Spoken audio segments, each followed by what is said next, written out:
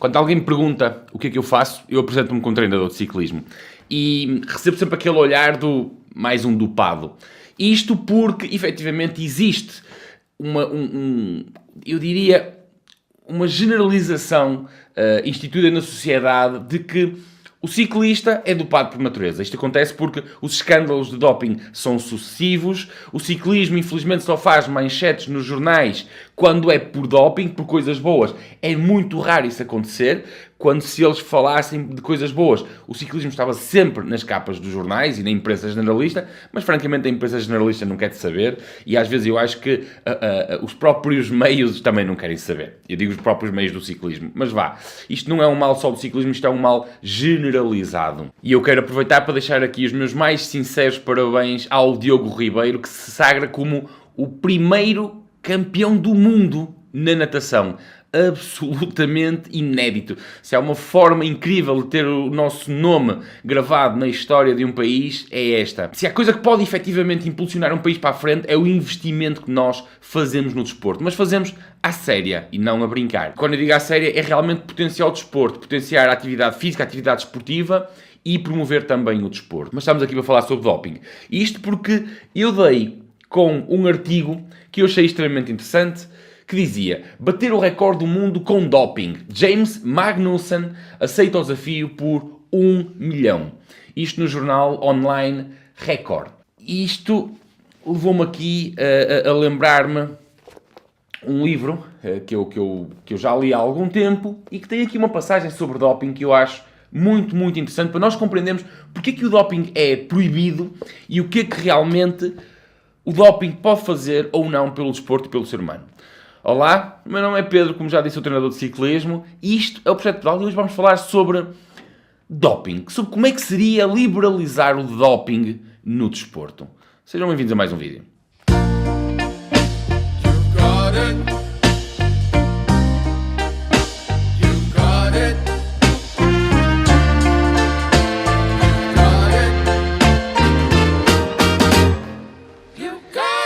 O meu irmão é apaixonado por musculação. Aliás, apesar dele ser mais novo, e eu às vezes tenho algum receio que ele se lembre quando éramos pequenos e eu lhe atestava a marmita, porque ele agora é maior que eu em altura e em largura, e portanto vamos esquecer este pequeno detalhe. Bom, mesmo eu já tive esta conversa com o meu irmão, porque mesmo o meu irmão, na musculação, né? Vamos rir aqui um bocadinho, o meu irmão diz que pedalar aquelas distâncias, aqueles dias todos, naquelas intensidades, que só com doping. Eu, francamente, tenho estas discussões com o meu irmão e às vezes apetece-me bater-lhe, apesar de não poder, como eu acabei de explicar. Eu posso, só que arrisco largamente a vida e ia ser chato, não é? Eu repudio isto, como treinador de ciclismo, eu francamente repudio isto, apesar de nós estarmos sempre a ouvir falar disto, apesar das pessoas não compreenderem que o ciclismo é uma modalidade, é provavelmente a modalidade desportiva que mais tenta autorregular-se, precisamente por estar muito sujeita a isto. Mas a verdade é que às vezes é boicotada pelos próprios meios, pelas próprias agências que a regulam, é descredibilizada pelas próprias, na minha opinião, como falei recentemente no vídeo, mas avancemos. O doping, a verdade é que vem desde sempre. Há registros até que já na antiga Grécia, nos Jogos Olímpicos, utilizavam vários tipos de substâncias para dar essa performance aos atletas. Isto porque, efetivamente, o desporto é visto como uma forma de dar supremacia às nações, de criar heróis. Nós ainda hoje vemos isso, nós tratamos os atletas, nós tratamos os desportistas como verdadeiros heróis. Apesar de o desporto, de uma forma produtiva, não contribuir absolutamente com nada para a sociedade. O desporto, por exemplo, não mata a fome. O desporto é entretenimento. E tem um papel muito importante no entretenimento. Reparem que há uma expressão que ainda hoje se utiliza e que já vem da antiga Roma, que era quando as multidões se começavam a rebeliar, quando o povo começava a insurgir-se contra o poder, o que é que os governantes romanos faziam? Circo. E nós chamamos a circo à questão das arenas, às lutas de gladiadores, com animais e tudo mais. Era circo e pão, para entreter os tolos. Não eram os tolos, mas faziam-se passar. A questão é que a luta contra o doping faz-se porque é compreendido que o doping faz mal à saúde. O doping pode provocar falências mortais. Doping é prejudicial. E é nesse sentido que eu trago aqui uma passagem do livro de Sports Gene, Na página, deixem-me dizer-vos, 106, eu vou ler-vos em inglês e depois vou traduzir-vos isto. Sweeney has helped World Anti-Doping Agency, a tal WADA, que se fala, officials prepare to fight gene doping. But if gene therapy is proven completely safe, he says his impetus for keeping it out of sport disappears. Ou seja, o que é que ele diz aqui? Ele colaborou com a WADA para provar que a terapia genética poderia ser má ou não, ou seja, para desenvolver conceitos sobre a terapia genética, e este capítulo aqui é sobre força, sobre o desenvolvimento de força, a capacidade muscular, mas aquilo que ele diz aqui é que se realmente se provar que a terapia genética não faz mal à saúde, eles vão perder a vontade e o ímpeto de tornar aquilo proibido no desporto. Ou seja, vamos imaginar que nós chegamos a um ponto onde a terapia genética não faz mal, se prova que a terapia genética não faz mal à saúde, então eles vão permitir que isso seja utilizado no desporto. E esta é uma das situações que efetivamente vem vincular aquilo que eu disse. A questão aqui do doping é que os métodos são proibidos porque se provou que eles são nefastos para a saúde do atleta. Neste caso vamos falar do atleta, porque doping em praticantes é absolutamente ridículo, mas aquilo que nós temos visto cada vez mais é que o doping está muito disperso, infelizmente, nos amadores, principalmente até nos amadores, às vezes só para mostrarem que têm a pilinha maior que o vizinho, para ganharem troféus, para fazer pó. São coisas efêmeras que, além daquele dia, ninguém vai saber quem foi o gajo que ganhou aquilo. Só querem ser heróis por um dia, infelizmente. Isto é verdade. E eu até diria, não há estatísticas sobre isto, mas devia haver mais controle nas provas amadoras, porque andam aí verdadeiros local heroes que são amantes e perpetuadores desta política, desta mentalidade do doping sim, não interessa como.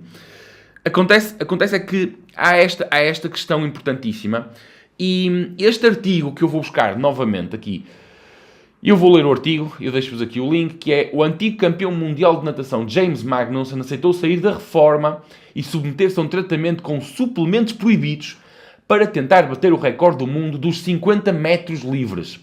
O australiano de 32 anos que ganhou o título mundial de 100 metros livres em 2011 e 2013, bem como a medalha de prata na distância em Londres 2012, recebeu uma oferta de $1 milhão para fazer a tentativa nos Enhancement Games, fundado por Aaron de Souza, que se descreve como os Jogos Olímpicos do futuro, e permitirão aos atletas tomar substâncias proibidas pelo Código da Agência Mundial Antidopagem para melhorar o seu desempenho. E vocês colocam assim, isso não. Temos que ver que